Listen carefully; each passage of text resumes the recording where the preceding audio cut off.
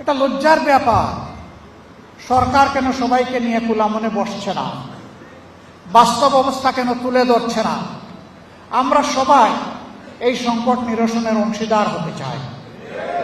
আমরা তো সংকট তৈরি করতে চাই না, কিন্তু কি জানি শুধু একটা লুকোচুরি সব ব্যাপারে আমরা লক্ষ্য করি, কি একটা অস্পষ্টতা। আমরা সরকারকে আহ্বান জানাবো এটা থেকে বের হয়ে আসে। আপনারাই বলছেন সবাই মিলে বাংলাদেশ, সবার আগে বাংলাদেশ, মিলে জিলে বাংলাদেশ। তো কোথায় সবাই মিলে বাংলাদেশ? তা তো আমরা দেখতে পাচ্ছি না। ইতিমধ্যেই সবাই মিলে বাংলাদেশ চ্যাপ্টার আউট হয়ে যাচ্ছে।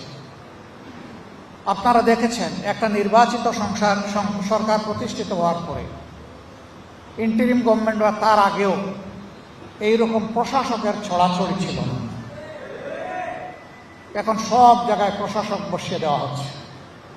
সিটি কর্পোরেশন, মিউনিসিপ্যালিটি, উপজেলা পরিষদ, জেলা পরিষদ, পর্যায়ক্রমে আরও নিচে যাবেন কিনা উই ডোন্ট নো।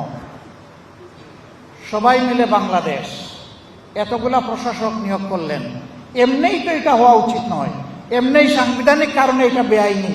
সংবিধানে লেখা আছে বাংলাদেশের সকল স্তরের স্থানীয় সরকারে শুধুমাত্র নির্বাচিত জনপ্রতিনিধিরাই দায়িত্ব পালন করবেন।